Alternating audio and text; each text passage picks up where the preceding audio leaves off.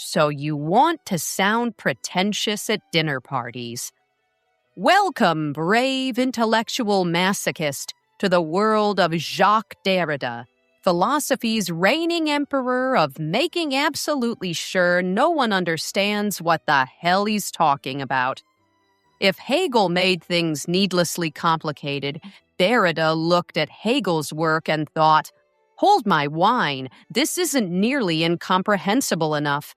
You've picked up this book for one of three reasons.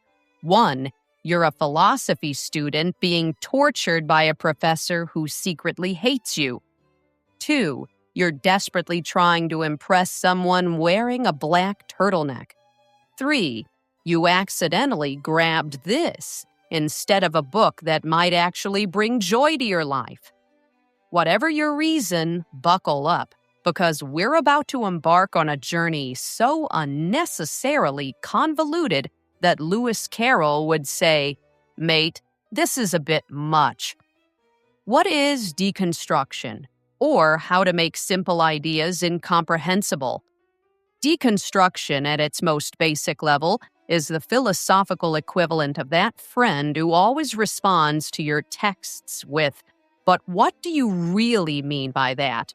It's the art of taking a perfectly straightforward statement, putting it through a linguistic meat grinder, and proudly displaying the mangled results as profound insight.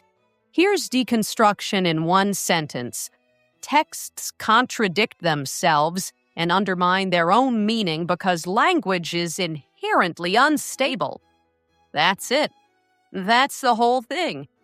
Of course, if Derrida had explained it that clearly, he'd never have become famous.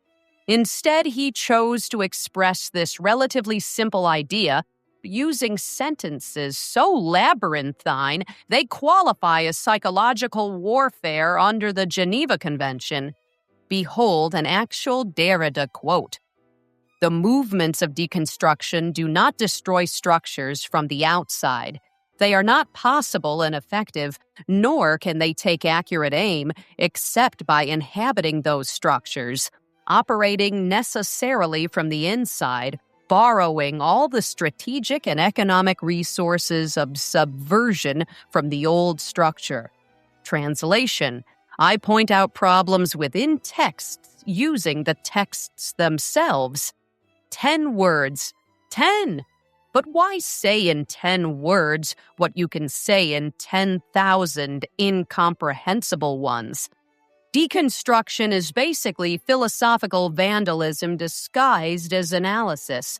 It's walking into the museum of Western thought, pointing at each exhibit and shouting, "This contradicts itself," before running away giggling. It's criticism as performance art, where the performance consists mainly of making your audience question whether words had any meaning at all, or if we're all just making mouth noises at each other like particularly pretentious seals.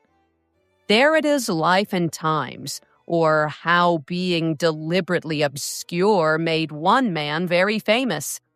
Jacques Derrida was born in 1930 in French Algeria, which immediately made him an outsider, something he would later leverage into an entire philosophical brand.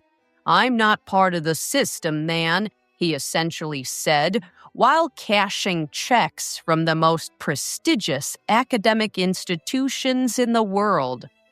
Young Jacques was apparently kicked out of school at age 12 for reaching his Jewish student quota. Yes, that was a real thing, giving him his first taste of structural injustice and probably explaining a lot about his later obsession with dismantling everything.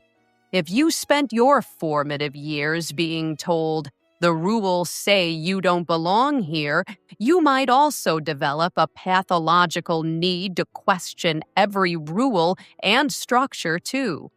After studying philosophy at the elite École Normale Supérieure in Paris, because nothing says outsider like attending the most exclusive school in France, Derrida burst onto the intellectual scene in 1967 was not one, not two, but 3 books of impenetrable prose.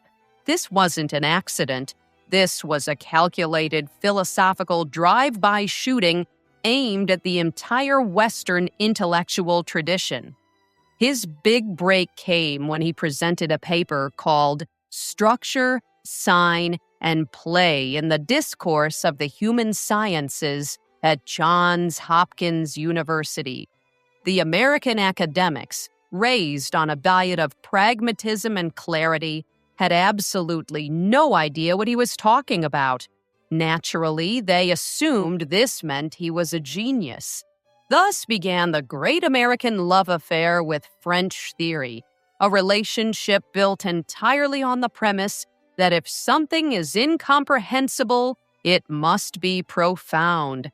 It's the intellectual equivalent of paying $10,000 for a bottle of wine you can't actually tell apart from a $4 chuck from Trader Joe's.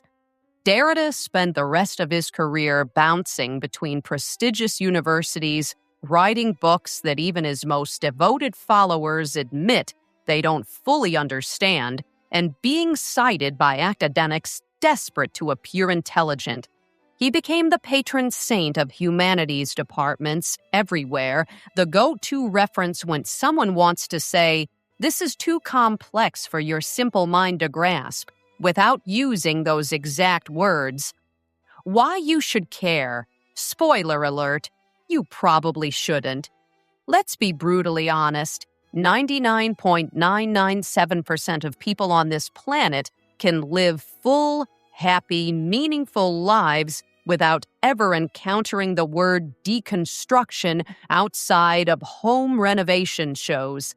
If you're reading this book for practical life advice, please put it down immediately and pick up literally anything else.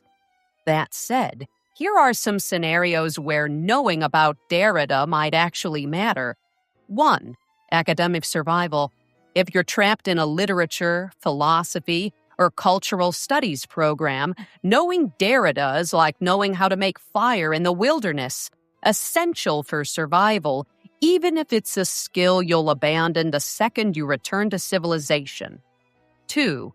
Intellectual one-upmanship.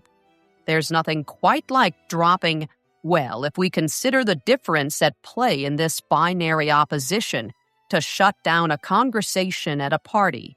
Use this power responsibly, which means essentially never. 3. Understanding why humanities departments can't have nice things.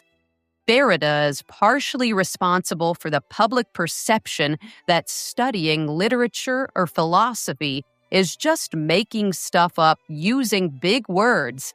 Thanks, Jacques. 4. Appreciating irony. There's something beautifully ironic about a philosopher who questioned absolute meaning becoming an absolute authority figure whose texts are treated as gospel. 5. Critical thinking. Buried beneath the avalanche of jargon and circular reasoning, Derrida does offer some valuable insights about questioning assumptions and recognizing how language shapes our reality. It's like finding a single edible mushroom in a vast forest of poisonous ones. Technically worth it, but there are easier ways to get food. The truth is, Derrida's influence has seeped into our cultural consciousness, whether we realize it or not.